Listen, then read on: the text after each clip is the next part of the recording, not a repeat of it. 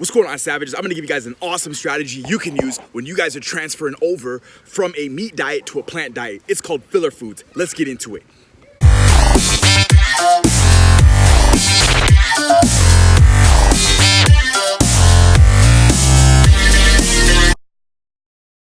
You know, when I was younger, I had a near-death experience. I was in university.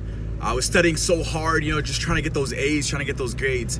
And what ended up happening was I gave myself what's called too much insulin. Now, when a diabetic gives himself too much insulin, one of two things happen. They either go into a diabetic coma if they don't catch it in time, or they die, right? So in my case, I really wasn't paying attention too much. I was just going hammer time in school. Didn't realize how much insulin I gave myself. Now, the lesson here is my phone at the time stopped working on me, which means that day it just stopped working on me. Like I wasn't able to set an alarm clock to wake myself up. So what ended up happening was I went to one of my family members and said, hey, can you wake me up at this time? I was pissed off at my phone in that time because my phone wasn't working. Now in the meantime of that happening, I reckon I feel myself floating out in a weird type of space or an environment. It was just really weird. Long story short, I hear my name being called and I just followed the name, I followed the voice that I was hearing, and I basically came back to this reality, long story short. Now when I got back here, I had like 5 paramedics around my bedroom. Blood is everywhere, on my arm and everywhere, and I was like, what the hell happened? And apparently I was drifting off, my blood sugar went too low and I wasn't coming back. The only thing that saved my life was the fact that my phone was dead, and I told one of my family members, or my phone wasn't working, and I told one of my family members to wake me up.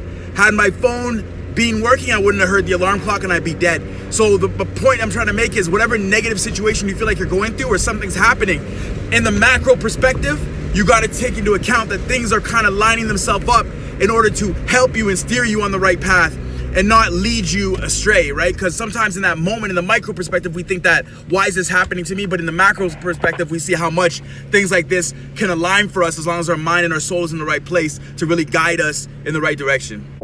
A lot of people might say, aren't filler foods the same as like a cheat meal?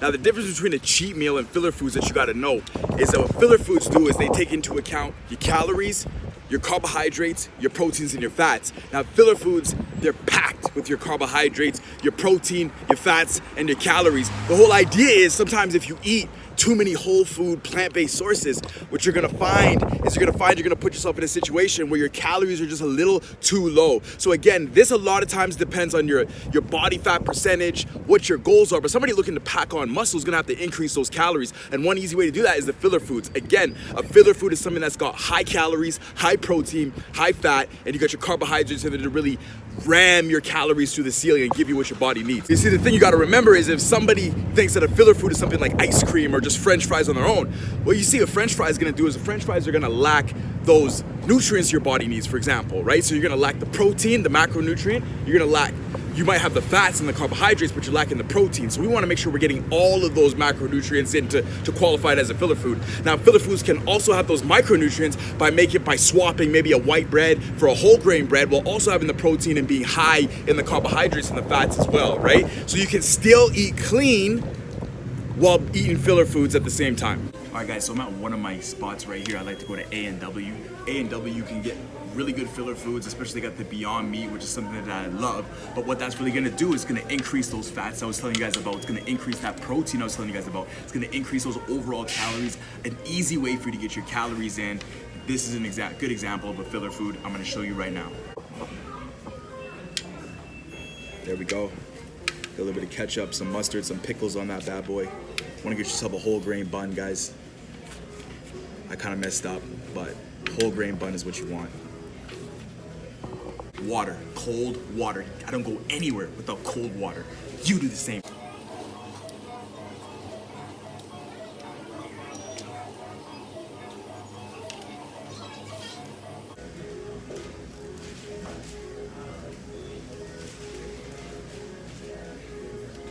Everybody that says, hey, is it healthy for you, is it not healthy for you, the most important thing is knowing what your goals are and remembering that moderation is key when it comes to stuff like this, all right? If this is something that you're eating this every single day for every single meal you have, you're gonna have a problem.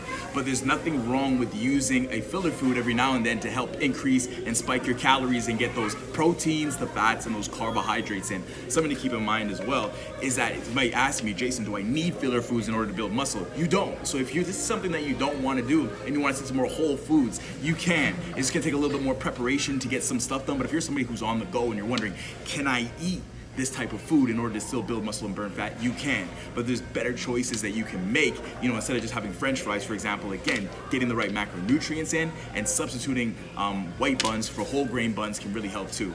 So your breakdown for the Beyond Meat too, what do we have? We're looking at 500 calories, we've got 40 grams of carbohydrates, 22 grams of protein, you're looking at 29 grams of fat. Okay, so we're gonna put that together again, and that's really just boosting the macronutrients that your body can use, boosting the calories that your body can use to go ahead and build muscle and burn fat. Again, the bigger picture is most important in moderation, but using this can really help out. One way I like to think about this is think about it almost kind of like you're a package, right? You're shipping yourself. And anytime you have a package, sometimes you put other contents in that package to secure the main package, just so it doesn't shift or move around, right? In the empty space within the box that you're shipping it. So this is almost like the packing material. Filler foods are the packing material that you help to secure the main content of the package, right? It doesn't make the main content of what you're shipping, but it helps to kind of secure the main contents by filling in those spaces in your body, or filling in those calories that you're missing out, maybe by just kind of going whole food based. Now, the other interesting thing is when you compare a Beyond Meat burger to something like a Mama burger, right? So that's something that's coming with real beef and real meat. What we're looking at too is the Beyond Meat burger's got more fiber in it, it's got more iron in it as well, and you're also looking at more calories, right? So it's actually a little bit of a better filler food than, let's say, for example, a Mama burger would be. And a lot of people say, on the plant-based diet or a meat diet, you're deficient in iron and different stuff like that. Actually, all plant-based foods contain iron. And then we're showing too with the Beyond Meat that it's actually got more iron in it than, let's say, a Mama burger that you might get from A&W as well. So a really good choice if you're concerned about your iron levels too on a plant-based diet. This is gonna jack them to the roof with about 43% of your daily intake of iron in one Beyond Meat patty. So you got a lot of good benefits. We're also looking at the fiber content too. The Beyond Meat's got more fiber in it as well than, let's say, your regular beef patty that you might take as well. So there's a lot of good benefits to having the Beyond Meat. Again, I can't stress to you guys enough, this really depends on what your goals are, what your current body type is, or any health conditions that you might have. Again, moderation here is key, and it's remembering that it can be part of a balanced diet to really help you in terms of build muscle and burn fat on a plant-based diet. So I hope that information helped you guys out, savages. Listen, just trying to get you guys rolling, trying to show you guys what it is you guys need to do to kind of level up, help yourself out in terms of building muscle, burning fat on a plant-based diet. Your boy Jason Cristo, I got you covered, savages. Let's get it rolling. I'm out of here. About to go to the Buffer Festival today. I'm gonna show you guys what's up. That's the YouTube Buffer Festival. Should be good. Probably do some documentation on that so you guys can see what we're doing over at the Buffer Festival, all right? Got my guy Brian Primetime put up an amazing documentary. If I can get a link to it, I'm gonna show you guys for sure. All right, I'm gonna see you guys. Make sure you guys subscribe to your boy, show some love. Let's get it rolling.